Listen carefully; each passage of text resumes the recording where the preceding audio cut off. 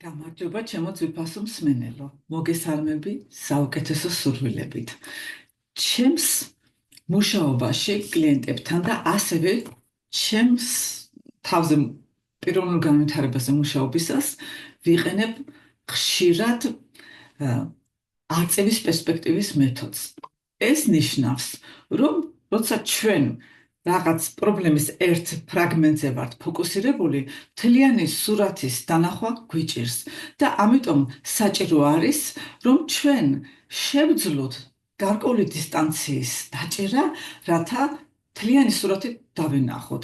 ეს შეიძლება შევადაროთ, როცა ჩვენ ვართ უძველეს, ულამაზესი მოზაიკით შემკულ ნაგებობაში, ეს შეიძლება რელიგიური სახლიც იყოს და ჩვენ მოგწონს მოზაიკის ერთი ფრაგმენტი და მას მთელი ემოციებით ვაკვირდებით და ამ დროს, აი ამ დაკვირვების დროს შესაძლებელია მთელი მოზაიკა, რომელიც რაღაც სურათს იძლევა ვერ შევნიშნოთ და ამისათვის აუცილებლად საჭირო გახდება, რომ ჩვენ მოვწყდეთ აი ამ ფრაგმენტს და დავიხიოთ უკან და დისტანციურად შევძლოთ მთლიანი სურათის განახვა.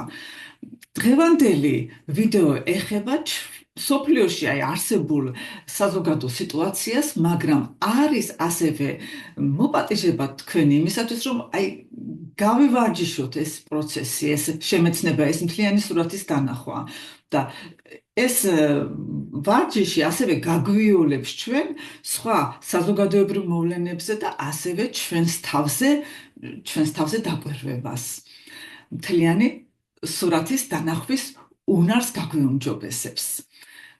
მე პირადად პოლიტიკით არასდროს არ ყოფილვარ დაინტერესებული, თქვენ ჩემი ვიდეოებიდან მივხვდით, რომ 90-იანმა წლებმაც კი ესე რაღაც ის როგორ არ შემეხო, მაგრამ მეტწილად რაღაც გვერდზე ჩამიარა, არ ვიყავი აქტიური მონაწილე.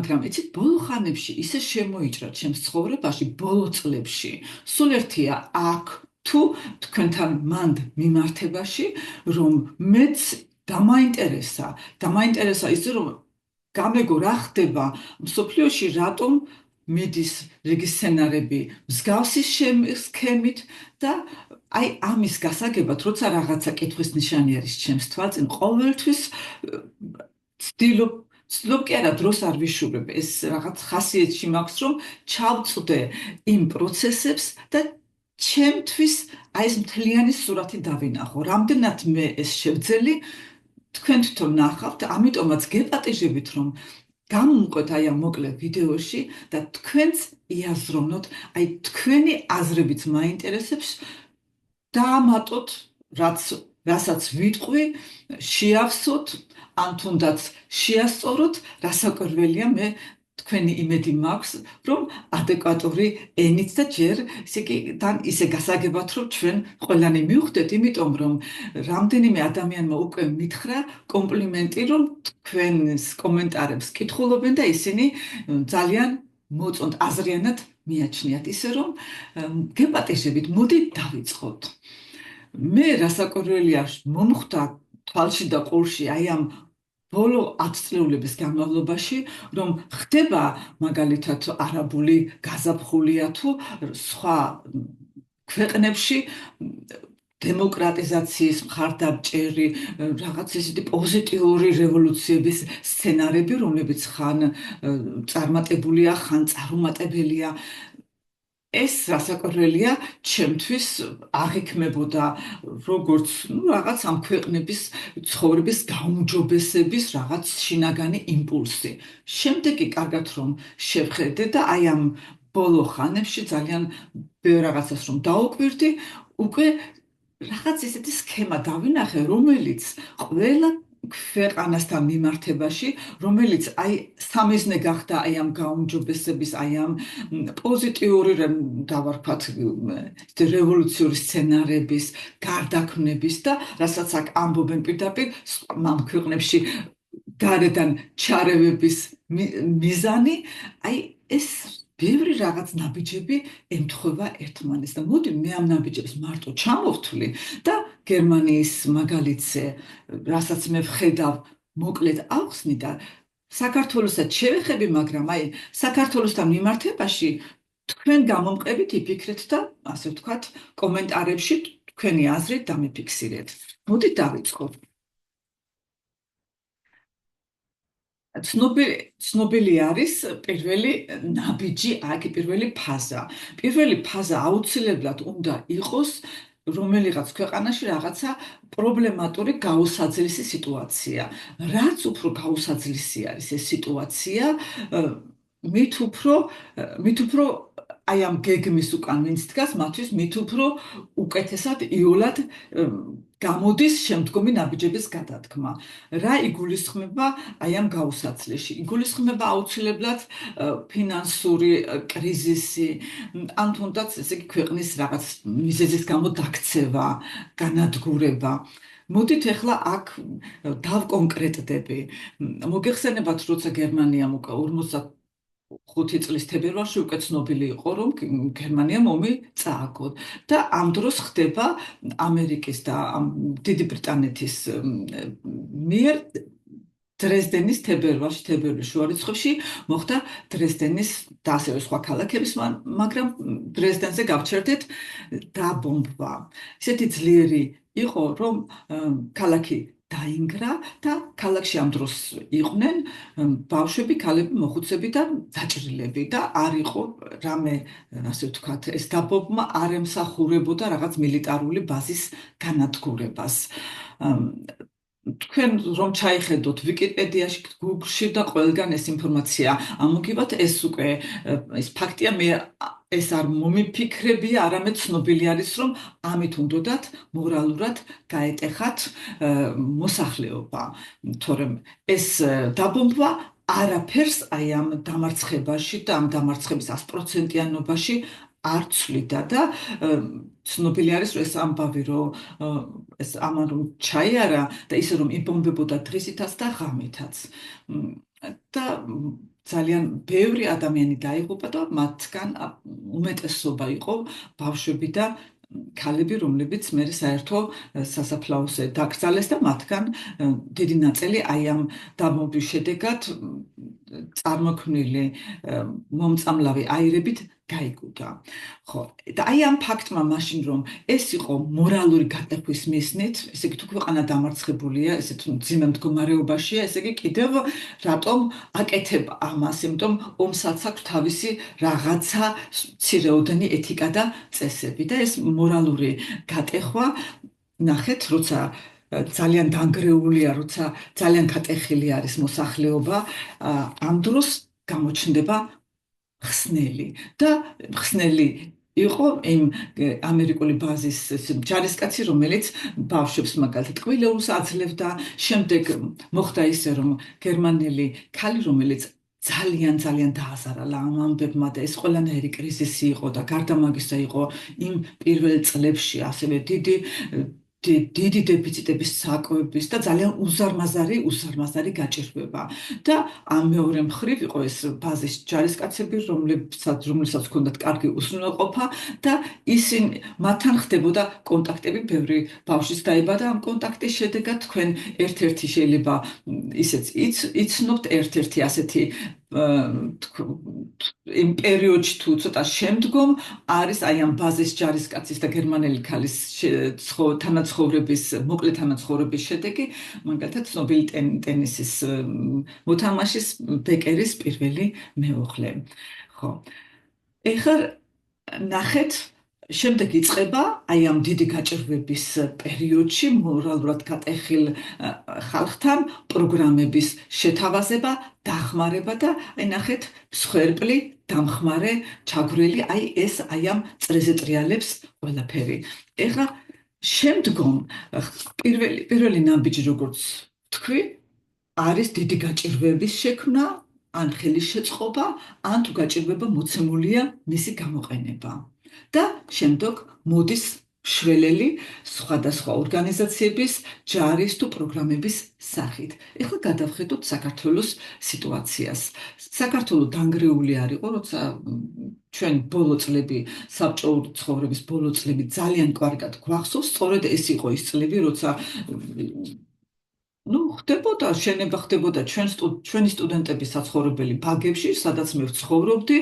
იყო ნამდვილად ერთ-ერთი ასეთი მაგალითი, იმიტომ ჩვენ გქონდა უკეთესი პირობები, ვიდრე ჩემ შვილს ჰქონდა, როცა აქედან ჩავიდა ვენაში და იქ ერაზმუს სტუდენტებისთვის განკუთვნილ საერთო საცხოვრებელში ცხოვრობდა, მე რომ იქ ჩავედი და ჩემი შვილის საცხოვრებელი ვნახევ, ვთხარი მე ბაგებში უკეთესად ცხოვრობდი და ყველანაირად შევეცადე, ერთი წელი გაჩერდა იქ ლილი, ყველანაირად შევეცადე, რომ ის იქიდან წამოსულიყო და ასეც მოხდა, ასეც შევძელით.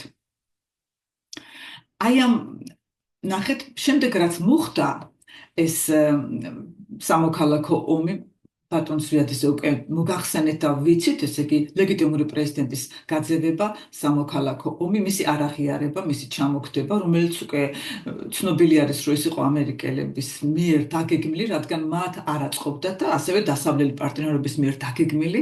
ძალიან საინტერესო რაღაც მომწერა ერთმა კითხველმა, რომ მას ახსოვს იმ დროს ქალბატონი სალომე ზურაბიშვილი როგორ კრიტიკულად გამოდიოდა თუ წერდა ბატონ ზვიადიძე. მე ეს არ მახსოვს, თუ თქვენ იცით, დამეწერეთ, მაინტერესებს, რომ გადავამოწმა ეს ინფორმაცია. და რა ხდება? აი ამ დროს უკვე ქვეყანა ინგრევა და ეს ამ გრევის პროცესში საწარმოები ხომ იყო, იმათ ხელმძღვანელები ხომ ჰყავდა. ესე იგი, წესით უნდა ისი არ გაფრთხნილიყო ქვეყანა, სხვებმა შეინარჩუნეს საავადმყოფოებიც, ლაბორატორიებიც, აქ დაიტაცეს ყველაფერი. ესე იგი, ისეთი უპატრონობა იყო ქვეყანაში, შემდეგ ის ხალხი, ვინც საკუთარი სამქროები თუ კომბინატები გაძარცვა, მე პოლიტიკოსებად და აღშენებლებად მოგვევლინენ. ხო, და იცით, აი, ხომ უნდა ყოფილიყო თუ რაღაც გარეძალა იყო, რომელიც ამას კოორდინირებას უკეთებდა, რომ რაღაცა შემაკავებელი მექანიზმები, მაგრამ მე მგონია, რომ ესეც იყო გათვალისწინებული. ესეც იყო აი ამ გეგმაში, რომ უნდა შექმნილიყო სასწავლე გაჭირვება, აი ის გაჭირვება, რომელიც მართლაც მოხდა. და ამ გაჭირვება მართლაც ისიც ჩვენ ერი გატეხა ფინანსურად კი არა, მორალურად. ძალიან ბევრი ცუდი რამეები ხდებოდა. მე ერთ პატარა მაგალითს მოგახსენებთ. მე ახალი, ასე ვთქვათ, რამდენიმე წლის ჩამოსული ვარ, შეიძლება ლილიკო უკვე მყავს და შემთხვევით და ვერ გეტყვით ეს შემთხვევა რამ გამოიწვია. აღმოვაჩინე, რომ რომელიღაც ლანჩი, რაღაც შუა გერმანიაში ცხოვრობს ვიღაც ადამიანი, რომელიც სახელიც იყო და ვიტყვი ეგება სხვასაც გაახსენდეს, Feuerstein. და აი ეს ამ ადამიანს მე დაუკავშირდი, იმიტომ რომ გონი რაღაცა გვერდი ქონდა გაკეთებული ლაზებზე. აი უბრალოდ ალბათ მაშინ სოციალური ქსელები არ იყო და უბრალოდ რომ ალბათ ჩემი პატივისცემა გამომეხადა. და საუბარში, რომელიც დასაწყისში ძალიან სასიამოვნო მომეჩვენა, გავიგე რომ ეს ადამიანი ცხოვრობდა წლები თურქეთში, იქ ცხოვრობდა, სადაც ლაზები ცხოვრობენ, იქ მათი ენა დაეუფლა, მათთან ძალიან ახლო ურთიერთობა ჰქონდა, ისინი მათ მიიჩნევდნენ თავიანთი ინტერესების გამტარებლად.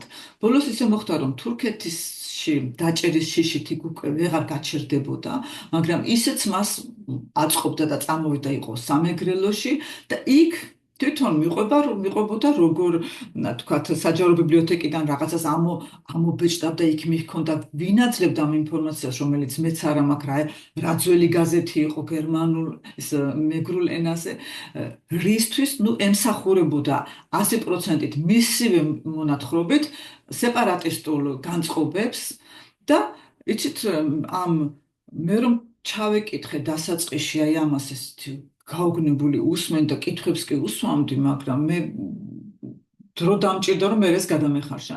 და მე რომ ჩავეკითხე და ის ჩემი სიხარულო გამოვხატე რომ ლაზებში იყო დასაწყისში, მაშინ მე გამაჩერა და მითხრა რომ ლაზებს ქართველ ქალებზე ძალიან ცუდი წარმოდგენა აქვს, თუ იმათ ყველა ქალიო სუბკ აქციების ქალთ მიაჩნიათო და დაასახელა ის სიტყვა გერმანულად, რაც ამას აღნიშნავდა. შემდეგ გადაწვა საპატრიარქოს, რომელიცაც რადიო ჰქონდა მაშინ და ამ რეგიონებშიც ჟღერდებოდა როგორც მახსოვს. ეს ბევრი წლის ამბავია, მაგრამ იცით, საუბარი რომ დავამთავრე, ხო კიდევ თქვა ამ ადამიანმა რახან ამ თემას შევეხე, რომ ის აფხაზეთში ცხოვრობდა, მაგრამ ენის სწავლა ვერ შეძლო. როგორი რთული ენა ყოფილაო ეს აფხაზურიო ასე მომახსენა. და იცით, ჩვენი ამ რამდენიმე ლაპარაკის შემდეგ მე მიუხედავად ჩემი მაშინდელი ვიტყოდი აი ესე მიამიტობისა, რადგანაც მე ჩემი ამბებით ვიყავი დაკავებული და საერთოდ დიდ სურათს წარმოდგენაც არ მქონდა, მეც კი ვიფიქრე, რომ ეს ადამიანი შეიძლება ყოფილიყო მხოლოდ რომელიღაც დაზვერვის თანამშრომელი და იცით რატომ? გერმანიაში არ არის ესეთი იულის შენ უნდა კონდეს უზარმაზარი ქონება, რომელიც გაძლევს პასიურ შემოსავალს, რათა შენ წახვიდე წლებით იცხოვრო თურქეთში, იქ ენა შეისწავლო, ეს ანუ 99%-მა არც კი იცის ვინ არის ლაზი. და შემდეგ რაღაცა მიზანი ხო უნდა კონდეს ამ ყველაფერს. შემდეგ გადახვიდე იქ აფხაზეთში შეეცადო, შემდეგ წამოხვიდე კიდე აქ სამეგრელოში უკვე აბამ ამ ქსელებს და მოვინდომე მასთან აი ამ კითხვების დასმა, რამდენჯერმე დაურეკე და ვერ ნახე და მე ვიცით უკვე ჩემთვისაც უკვე ვიფიქრე ეს რა უნდა რატას უნდა მომწეს ამ ადამიანმა მეთქი, მაგრამ მე რატომაც მოვყევი ეს ისტორია არის რომ აი ჩემი შეცდომა და ჩემი პროტესტი რომ როგორ შეიძლება მეთქი ლაზები ესეთი გონება დაბნელებული ხალხი არ იქნება რომ ყველა ქართველ ქალზე ესე იფიქროს მეთქი მე მას შევეწინააღმდეგე, მაგრამ ჩვენ ვიცით რომ იმ პერიოდში ქართველ ქალს როგორ უჭირდა მორალურად ყველანაირად, იცით, იყო გადარჩენაზე საქმე და იცით ეს სიტუაცია, რაც მან მითხრა, რასაკვირველია, რაღაცა ფაქტებზე იყო დამყარებული და ეს იყო ჩემთვის ძალიან ისეთ უსიამოვნო მოსასმენი იყო, მე მახსოვს ღამე დაძინება გამიჭირდა, რომ აი ეს როგორც მითხრა, იცით, რაღაც იცით შინაგანი გრძნობა მოაყოლა ამ ადამიანმა, რომ მე აი თვალები გავახელი და ვიფიქრე, რომ ეს პოზიტიური დადებითი მიზნები ჩასული ადამიანი არ შეიძლება ყოფილიყო. მას ჰქონდა ასევე ვები გვერდები ლაზიკაზე, სამეგრელოზე და დაბრუნილი, რომ სხვას არ აეღო ეს გვერდები და ნუ ვისაც დააინტერესებდა ინფორმაცია, რომ ჩაწერდა Google-ში ძებნას, რომ მის გვერდზე შესულიყო. მე არ ვიცი მან თუ შეძლო ამის განხორციელება, საერთოდ აღარ მივყოლი ვარ ამ ამბავს დასაწყისში კი ძალიან შემაცფუნა და ძალიან შემაწუხა. და აი ამ სიტუაციას, რასაც ახლა მე ვყვები, ხო, ეს იყო უდიდესი გაჭირვება. მე ვფიქრობ, რომ ამის ნაწილობრივად არედება შესაძლებელი იქნებოდა, მაგრამ ეს იყო იმ გეგმის ნაწილი. შემდეგ აი რა ხდება ამ გაჭირვებულ, განადგურებულ ქვეყანაში, რომელიც მორალურად აი უკვე სადღაც ქვესკნელში არის, ამ დროს შემოდიან ეს დამხმარე ორგანიზაციები, რომლებიც ნაწილს აძლევენ ხელფასებს, რომელზეც მაშინ ოცნებაც არ შეიძლებოდა და ის ადამიანები და მისი ოჯახები არიან რასაკვირველია წელში გამართულები. ამ ორგანიზაციების უკან რასაკვირველია იდგა მაშინვე ინტერესები, მაგრამ ვინ უყურებდა ამ ინტერესებს, ჩვენ ვიყავით გადარჩენის მოდულში. ესე იგი, აი ეს პირველი ნაბიჯი, რომ უნდა შეიქმნას ძალიან დიდი გაჭირვება, რაც მეტია გაჭირვება, მით უფრო ხსნელად გევლინება ის ადამიანი, რომელიც ანის ორგანიზაცია, ანის ქვეყანა, რომელიც შენ ხელს გამოგიწვდის. შემდეგ გადავდივარ ხო, ესე იგი, და მოდის მხსნელი თავისი პროგრამებით. ეხლა დავბრუნდეთ ამ მეორე პუნქტში გერმანიას. ეს მხსნელი იყო ორგანიზაციები, ეს იყო სტრუქტურები, ეს იყო პროგრამები და როცა დაიწყეს აი ამ თავიანთი ეგრეთ წოდებული პროგრამის გადანათლება, re-education, ესე იგი გადაღზდა განათლება ხელმეორედ აღზრდის პროგრამის განხორციელება და ამის მიზანი ნათელი იყო ეს ახლა სადმე შეთქმულება კი არ არის ეს რომ თქვენ დაგუგლოთ ეს თვითონ ამოგიგდებთ ამ ინფორმაციას. ეს ემსახურებოდა, ეს ოფიციალური მიზანი იყო რომ გერმანელი ხალხის ფსიქოლოგიაზე მოეხდინათ ისეთი ზეგავლენა, ასე ვთქვათ, ის გადაღზდაზე, რომ ის უკაცრავად ამ სიტყვებს ახლა მე ესე რომ თამაშობ ამ ქართული სიტყვებით, მაგრამ აი ამ მომენტში პირდაპირ თარგმნი გერმანულიდან და ნუ ეს თუ ინგლისურიდან და ეს ასე არის. შინაარსი რომ უკეთ აიხსნას და აი ეს პირდაპირ მიმართვებმა არ იმოქმედეს. ხალხს ქონდა დიდი პროტესტის გრძნობა და არ იმუშავა. იცით, ძალიან ძნელია რომ მოვიდეს ადამიანი შენთან და გითხრას, აი შენი იდენტობა არის მცდარი, შენ უნდა ეხლა ახალი იდენტობა შეიძინო, შენი ფიქრები შეასწორო, ვინც აქამდე გეგონა შენ რომ თქვათ გერმანელის რაღაცა განსაკუთრებულობა ესე არ გამოვა. პირიქით არის ეს ყველაფერი და ამან რომ არ იმუშავა, შემდეგ შემოვიდა უკვე მეორე მეთოდი, რომელიც იყო გამიზნული ემოციებზე. ხდებოდა ფილმების წარმოება, თეატრები, პრესა, სტატიები, ლიტერატურა, იბეჭდებოდა ის ლიტერატურა, რომელიც არის, ესე რომ ერთი წინადადებით რომ მოვიხსენიოთ, ომის შემდგომი ლიტერატურა არის თავზე ნაცრისყრის ასე ვთქვათ, მონანიების, თავის დაკნინების, თავის აი ამ მთელი სიმძიმის მაჩვენებელი ლიტერატურა. ის კი არა, აქამდე თუ ვინმე გერმანულ ლიტერატურაში აი ნაწარმოები სიცნობს, ვინც გერმანიაში ცხოვრობს, რომელიც რაღაცა აი მხარში გაშლის ადამიანს რაღაც დადებიც მისცემს, რაღაცა პოზიტივს გაუჟღერებს, ხო, აი გთხოვთ დამეწეროთ, მე მგონია ეს ტრენდი აქამდე გრძელდება. და აი ამან უკვე იმუშავა, იმიტომ რომ როცა შენ ტელევიზიით აჟღერებთ, ყოველ დღე ან იმ ფილმს ჩაურთავ, ან სერიებს წაიყო, სერიებს შესთავაზებ, სადაც მას ყოველდღე ეუბნები, შეძახილმა ხე გაახმო და აი აქ იწყება აი ამ ხალხში უკვე ეჭვის დაბადება, რომ ეს ნახე რამდენი ტკივილი მივაყენეთ სამყაროს, ნახე ეს რა ყოფილი ვართ თურმე და მოგეხსენებათ, როცა ადამიანს უჩენ შენ დანაშაულის შეგრძნებას, უკვე აყენებ კედელთან, მერე მისი მართვა იული არის.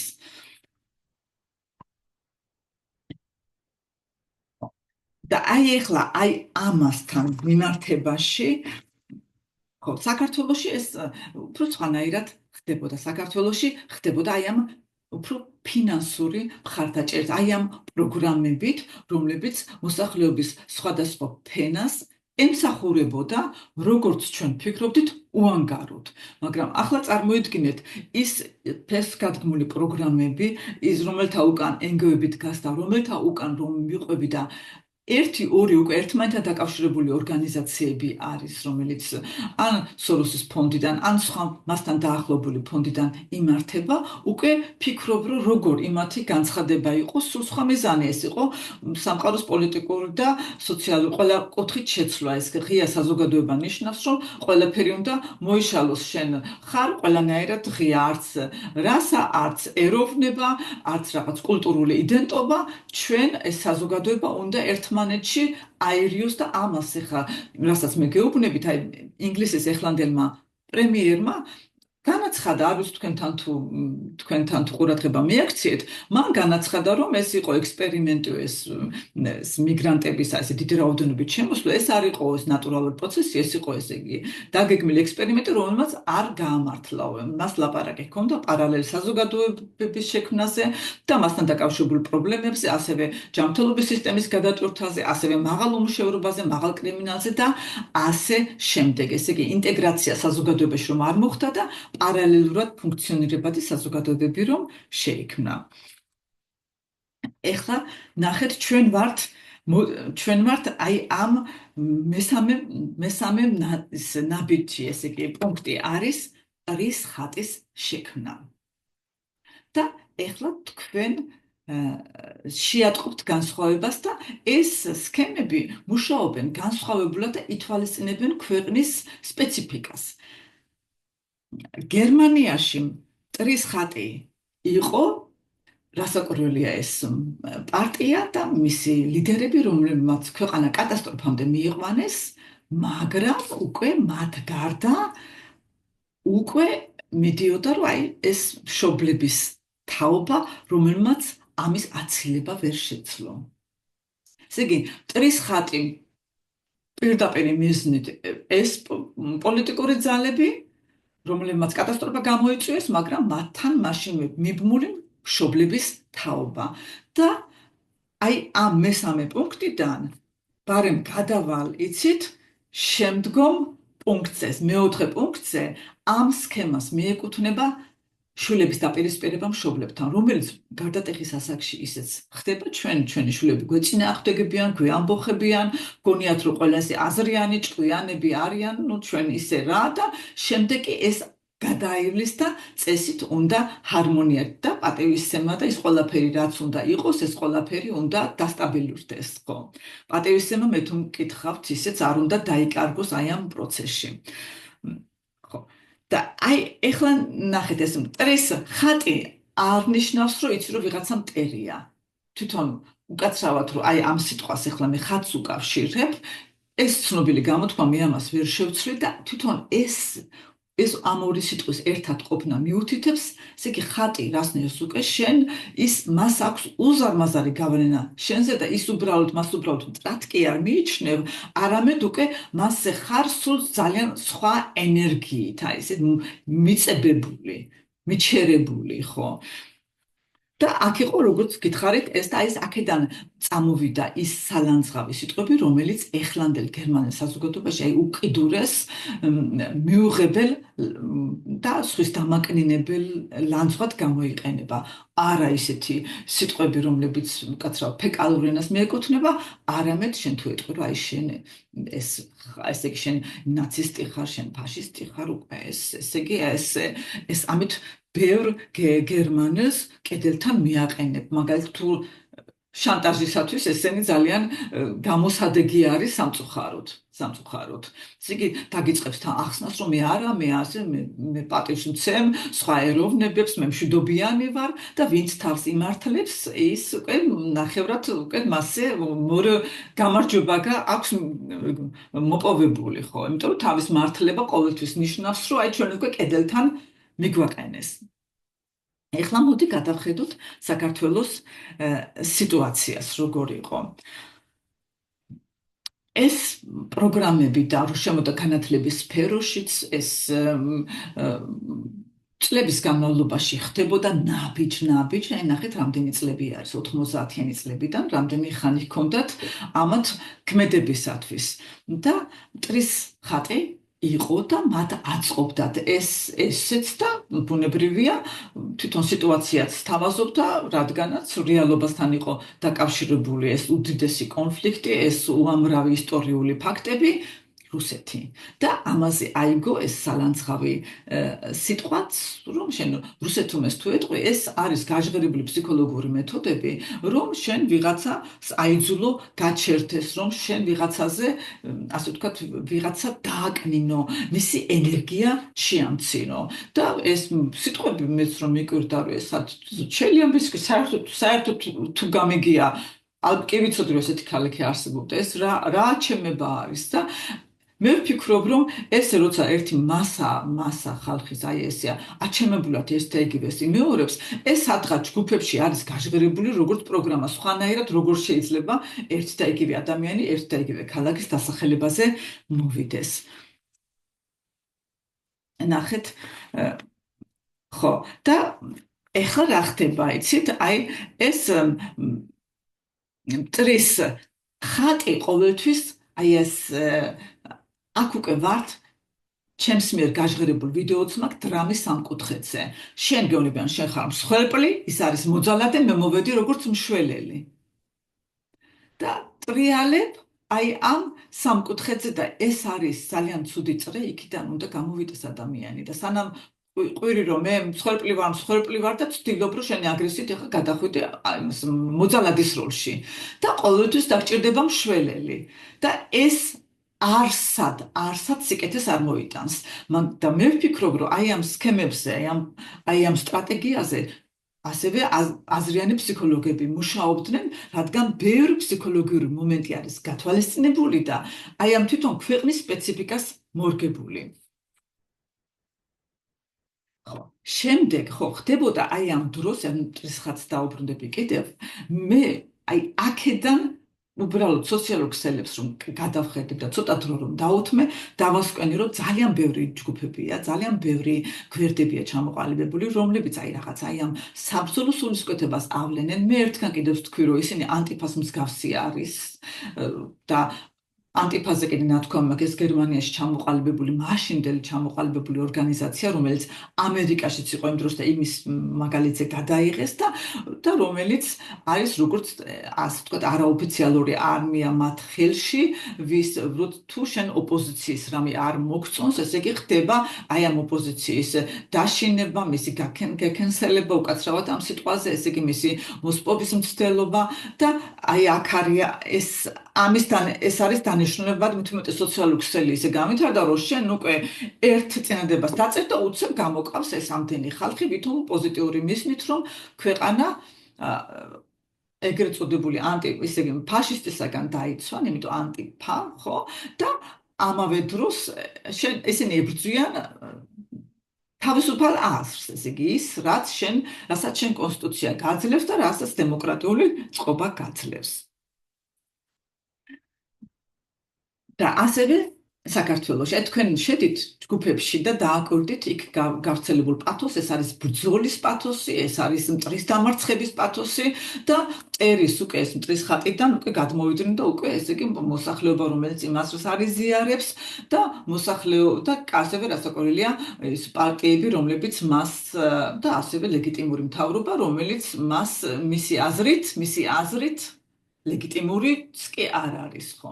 მე გავაჟღერე ჩემს ვიდეოში, ღმერთი რომ იყო რას გააკეთებდი და მოგეხსენებათ ეს ჩემი დასმული კითხვა არ იყო, რომ ერთი ცნობილი პიროვნება, რომელიც ჟურნალისტი არის, 10 წლის წინ ერთ ინტერვიუში აჟღერებს ბაბუების და ბებიების თაობის, ანუ 1/13 მოსახლეობის, ასე ვთქვათ, ზედმეტობას აჟღერებს, ხო? მათი, ისინი ეზედმეტება ქვეყნის განვითარებისათვის. და შემდეგ, იცით, აი ამის შემდეგ მე დაკვირვებები ვაწარმოე კიდევ და აღმოვაჩინე, რომ ეს პიროვნება ძალიან ეპიცენტრში არის და აი ამ ძალადობრივ და აი ამ ყველაფერს ორგანიზაციას ძალიან მთელი სულით და გულით აი ამ ბრძოლის მოდუსით ახორციელებს, მაგრამ გარდა მაგისა, მე გამახსენეს და გამომიგზავნეს სკრინები და რომ მარტო ეს მშობლების თაობის გაზედმეტება, ან თუნდაც ბებიების და ბაბუების წინათაობების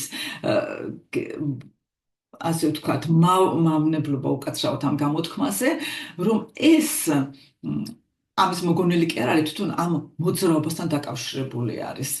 და ეს არა მარტო საქართველოში, საქართველოსთან მიმართებაში ხედავთ, რომ ჯერ იყო ეს სიტყვა უკაცრავად, უნდა ვთქვა, ჩარეცხილი, ეხლა მით მარტო ვინმე კორუმპირებული სხვა არ ებრძოდ, წინათაობა საერთოდ მოიხსენია ამ სიტყვით.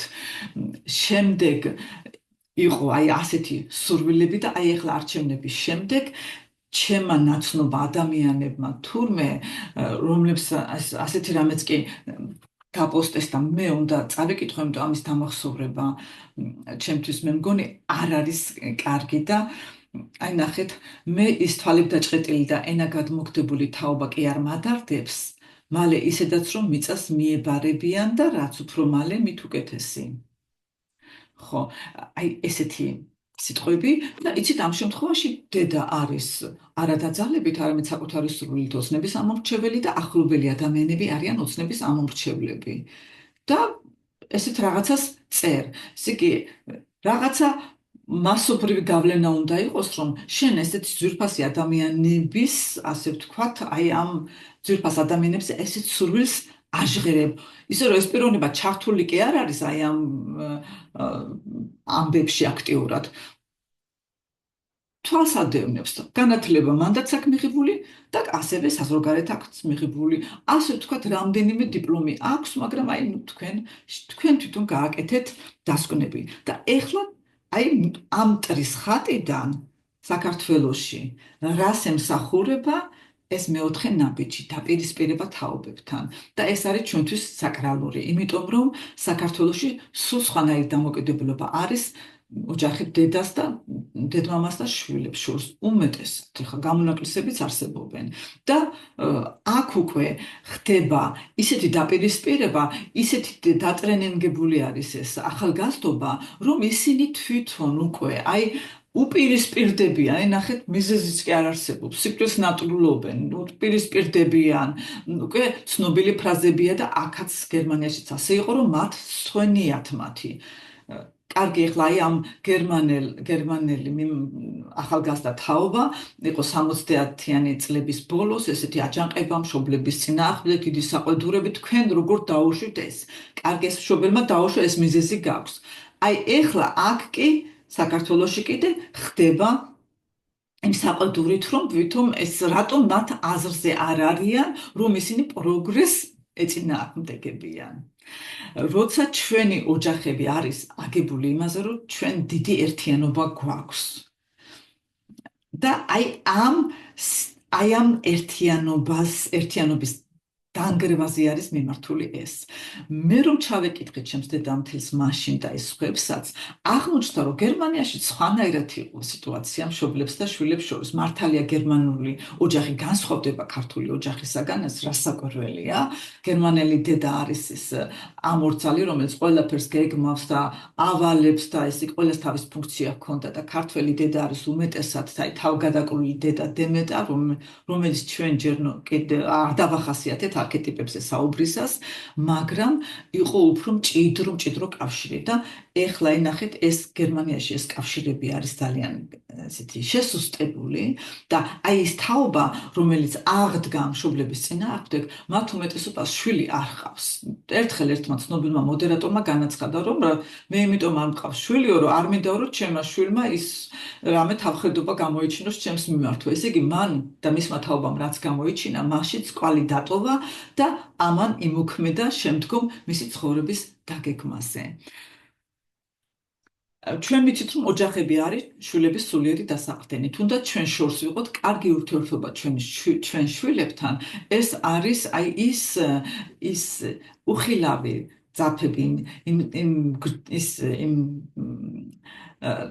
ერთობის უხილავი ძაფები, რომლებიც ჩვენს გვჭირდება, ჩვენ შვილებსაც ჭირდება. და როცა ამ ძაფების გაწყოტაზე მუშაობს ეს, ნახეთ, სად მიჰყავს ეს საზოგადოება და მე თქვენ შეგახსენებთ, რომ ეს საზოგადოება უნდა გახდეს და მე კი არა ბატონის ვიადიც აჟღერებს იმ ინტერვიუში, რომელიც მე წინა ვიდეოში ნაწილ-ნაწილ შემოგთავაზეთ და ვიდეოც დაგიდეთ შემდეგ კომენტარში, რომ ადამიანს ჩაუხსნან ის წმინდა, ის ძლიერი კავშირები, რომლებიც მას ჭირდება. შენ უკვე ის ჯგუფში შეიყვანე, დაატრენინგე, უკვე ის შენს იდეოლოგიაზე გადმოიყვანე, ეხლა მას უნდა ჩამოაცილო ის ყველაფერი, რომელიც მისთვის ენერგიის მომცემი და მხარში ამომდგომია. ესე იგი, ის უნდა მოაცილო მის ოჯახურ სტრუქტურებს. არის ერთი გამონაკლისი, თუ მშობელი გადმოვა მის აზრზე, მხოლოდ მაშინ. და ამას ხედავ ასევე გერმანიის მაგალითზე, იყო სწორედ ესე, ან გადმოვიდა მშობელი და დაეთანხმა და უთხრა, თქვენ მართალი ხარ, ასე. ჩვენ ესე იგი ვართ დამნაშავების თაობა, მიუხედავად იმისა, რომ ჩვენ აქტიური მონაწილეობა არ მიგვიღია, უმეტეს ქალებმა, რომლებიც სახლში იჯდნენ, მაგრამ ვერ შევძელით ეს. ესე იგი, მონანიების ფაზაში შევიდა და ამ ფაზაში ყოველთვის ჩვენ კარგავთ ენერგიას. ჩვენ უნდა მოვინანიოთ ჩვენი შეცდომები, რასაკვირველია, მაგრამ ეს ამ მდგომარეობიდან უნდა ასევე გამოვიდეთ. და როცა იმ მდგომარეობაში რჩები, რომ შენ დამნაშავის როლს მოერგებ, რომ შენ სისტემატურად შეუძლიათ, რომ შენს ასე ვთქვათ, სინდისის ქეჯნაზე იმოქმედონ და გაგაკეთებინონ ის, რაც უნდათ, ეს დასაკვირველია ფსიქოლოგიურად არაჯანსაღი მდგომარეობა არის. და ეხლა რასაკვირველია, შემდეგი რაც აუცილებლად ყველა ქვეყანაში მოყვება ამას და იცით, დასავლეთში ეს ძალიან კარგად მოახერხეს. როცა არაბულ გაზაფხულზე ლაპარაკობდნენ, მე ვამბობდი, როგორ მოახერხებენ, იმიტომ ძალიან ბევრი ადამიანი იქ ბევრად უფრო ინტენსიურად მორწმუნე, ვიდრე თქვა დასავლეთ კულტურებში და თქვენთანაც ვაკურდები ამ პროცესებს. თქვენ უკვე ხვდებით. აუცილებლად გაიბრძოლებენ ეკლესიის წინააღმდეგ და ყველა მეთოდით. ეს არის მეხუთე ჩემს ჩამოთვლილ პუნქტებში მეხუთე პუნქტი, რადგან ასევე ეკლესიაც არის სულიერი დასაყრდენი.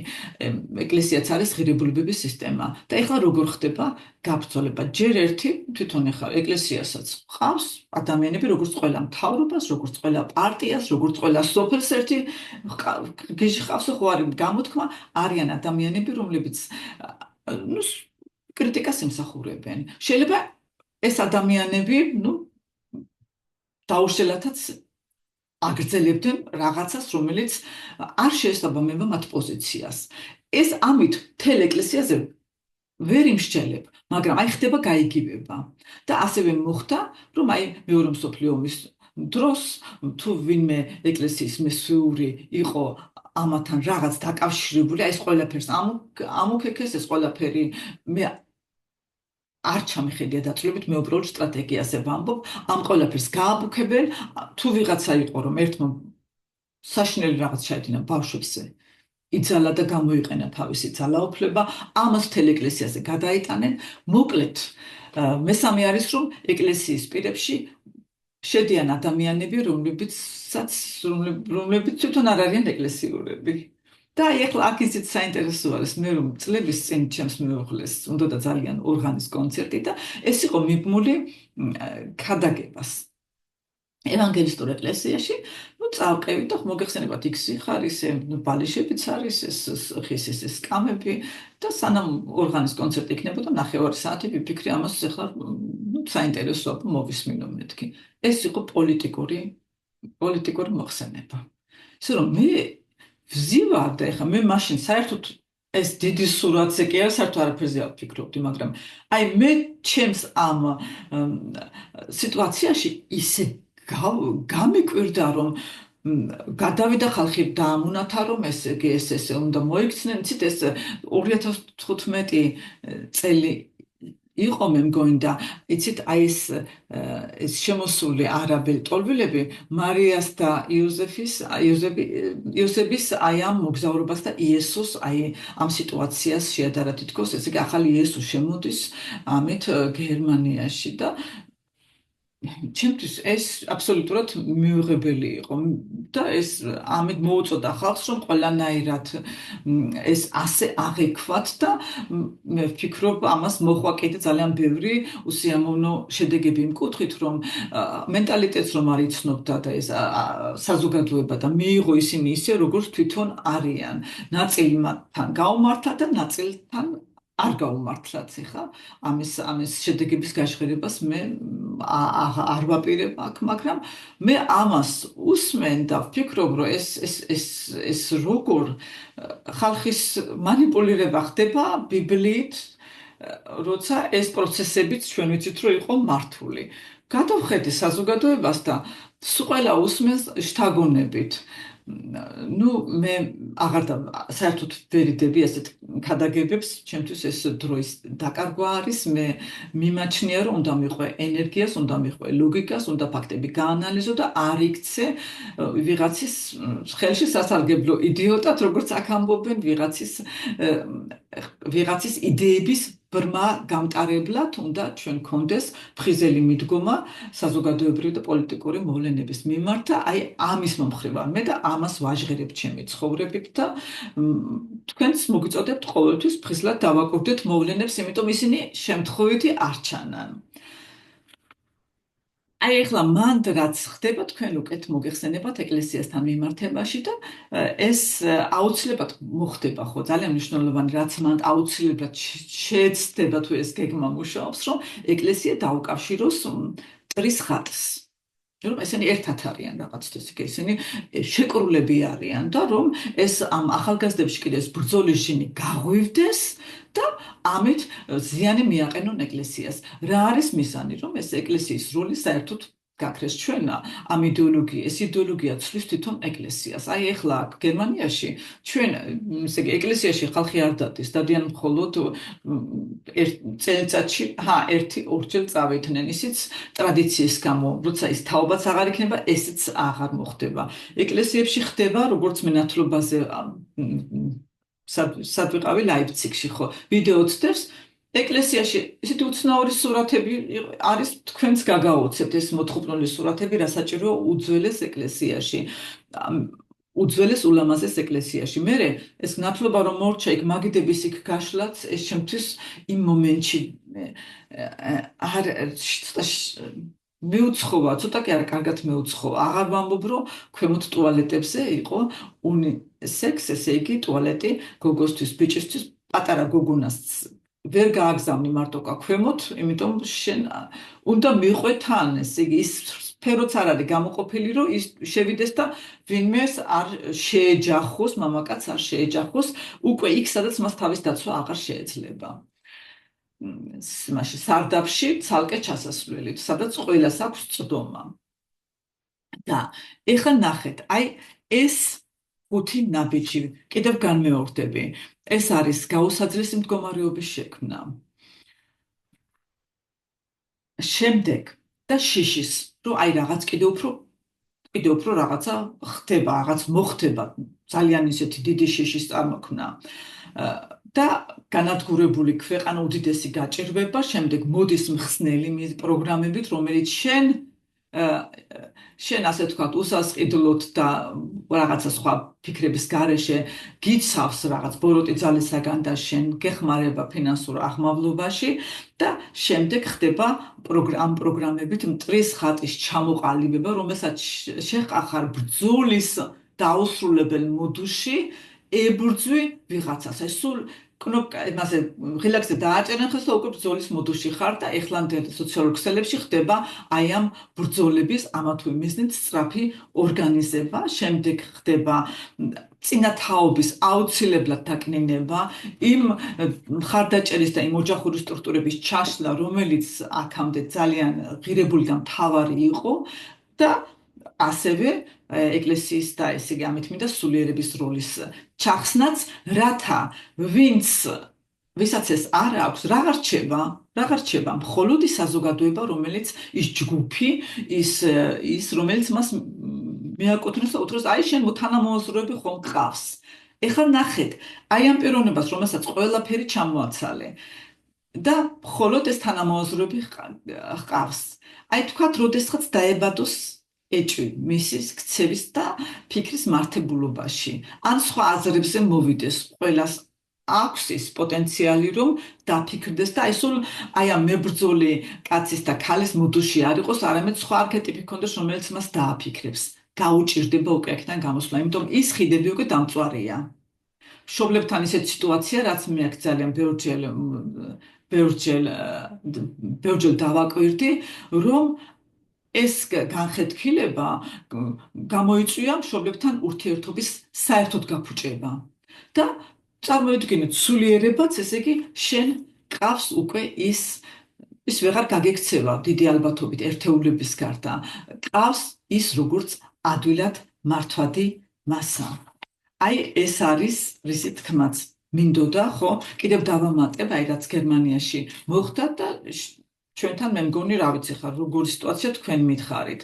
აი ამას კიდევ ყველაფერს 70-იან წლებში რაც მოყვა როგორც თქვი, მოყვა ტერორი აქვს. იცით როგორ შეიქმნა ჯგუფები, ქუჩაში იმართებოდა ბრძოლები, შემდგომი საგარეო საქმეთა მინისტრი იოშკა ფიშერი იყო ამაში ერთ-ერთი მონაწილე. ეს კაცი მაშინ ტაქსისტად მუშაობდა, რამე განათლება არ აქვს, ისე რომ გერმანიის პოლიტიკისთვის ძალიან მიღებულია და თუ გაინტერესებთ გრძელსია შეგიდგენთ, რომ საერთოდ რამე განათლება უმაღლესის დიპლომს ვინჩივის, რომ პოლიტიკოსები, აი თქვა, ზემოთ მდგომი პოლიტიკოსები, რომლებიც ქვეყნის სპეც განაგებდნენ, აი ამის გარეშე და ახლაც არის ამისი მაგალითები და ესე იგი, ეს ორგანიზაციები, ეს ტერორისტული ორგანიზაციები იტაცებდნენ ადამიანებს და ძალიან ბევრი ზიანი მიაყენეს საზოგადოებას. ეს პროცესები ცნობილი არის და თუ გნებავთ ჩამეკითხით და სახელებს გეტყვით, თორემ ისე სხვანაირად ეხლა ქართველი საზოგადოება მათ არ იცნობს. და ამას მოყვა კიდევ ეს სექსუალური რევოლუცია, სადაც მოხდა. აი, ესეც არის აი აქ გადამწყვეტი. სექსუალური რევოლუცია ნიშნავდა, რომ ყველასთვის ხელმისაწვდომი გახადეს ეს ჩასახვის საწინააღმდეგო აპი, ამას გიხდის დასვა, დაზღვევაში სიყველა არის. 14 წლის ასაკში ეუბნებია გოგონას, რომელიც არ არის მომწიფებული გონებრივად, არც ურთიერთობისთვის, არც ოჯახისთვის, რომ მას შეუძლია დედასთან თქმის გარეშე დაიწყოს სექსუალური ურთიერთობა და მას შეუძლია მივიდეს გინეკოლოგთან, ნებისმიერი გინეკოლოგს აქვს ნებართვა კანონით მიღებული, რომ მას 14 წლისას უკვე დედის ცნობის გარეშე, რომ ის აზრი არ არის, გამოუწეროს ეს აბი.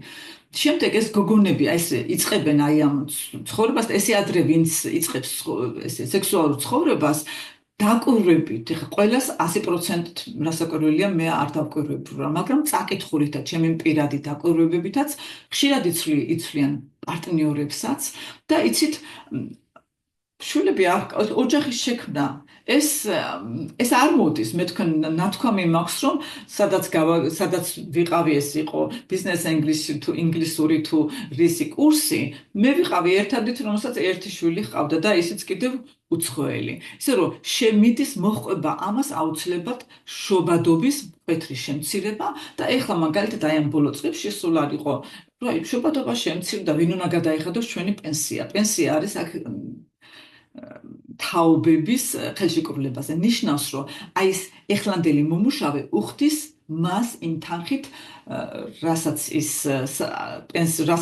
მას უკავებენ ამ 18.6%-ს თავისი ხელფასიდან ეხლანდელ პენსიონერს. და მას კიდე პენსიას გადაუხდის ის, ვინც შემდგომ იმუშავებს. ისე რომ ეს სადმე კი არ გროვდება ფონდში, ეს ფული მაშინვე მიდის ეხლანდელ პენსიონერზე. და აი ვინ გადაიხდის თქვენს პენსიას და ამიტომაც ეს დიდი მასების შემოსვლას ამით ამართლებს სახელმწიფო, რომელიც პარალელურ საზოგადოებებს ქმნის, რომელიც ძალიან დიდ კრიმინალის შემთხვევებს, მაღალ კრიმინალს ქმნის, ძალიან ბევრ პრობლემებს ქმნის, ჯანმრთელობის დაცვის პროცესის, დაზღვევის პროცენტებს ახლა მაგალითად კიდევ გვიმახლებენ, იმიტომ ვეღარ წდება ეს საერთო დაზღვევა და ეს ყველაფერი საჭირო არ გახდებოდა, რომ არ ყოფილიყო მიზნობრივი სტრატეგია ამ შობადობის შემცირებაზე, რომ ეხლანდელ ახალგაზრდობაში არ მოდის ოჯახი და შვილი, მან უნდა იმოგზაუროს, მან უნდა მსოფლიო მოიაროს, მან ის უნდა გახდეს დამოუკიდებელი, არ შეიძლება რომ შენ სახლში იყო და ქმარმა იმუშაოს, ეს თანამედროვე გერმანელი ქალი უნდა იყოს ასევე ფინანსურად დამოუკიდებელი. ეს ყველაფერი კარგი არის, მაგრამ აი ეს ლამაზად შეფუთული ფაქტიურად ემსახურება იმას, რომ ახალგაზრდების უმეტესობას ოჯახი და შვილები არ უნდა და არის ჟღერდება კიდეც ესეთის, რომ შენ შეგიძლია ფისვა იყო, ანუ იზრუნე ცხოველზე, არ არის აუცილებელი შვილი გყავდეს და შეგახსენებთ კიდევ ერთ ძალიან საინტერესო ფაქტს, როცა ინგლისის სამეფო ოჯახიდან გასულმა ესეთი რომ ჰარიმ და მისმა მეუღლემ რომ განაცხადეს, რომ ჩვენ აი ეს მეორე ბავშვი რომ გვეყოლა ამაზე ვჩერდებით, მათ პრიზი მიიღეს რომელიღაც გლობალური ორგანიზაციისაგან, რომ მესამე შვილი არ გააჩინეს, რადგან მესამე შვილი აი ამ მსოფლიოს ესე იგი გადატვირთავდა, ესე იგი რაც შენ რაკლებში გააჩენ, ესე იგი მით უფრო ზრუნავდა ანგარიშს მსოფლიოს და საერთოდ სამყაროს პოზიტიურ განვითარებასო. ასე რომ მაინტერესებს თქვენი აზრები, მაინტერესებს თქვენი დაკვირვებები. ეხლა ეს მე რაც მოგახსენეთ იყო ჩემი აი ამ სიტუაციაში ჩაღმავების შედეგი და იმედი არის, რომ ყველაფერი გასაგებად გადმოგეცით. დიდ მადლობას მოგახსენებთ მოსმენისათვის, კარგად ბრძანდებოდეთ.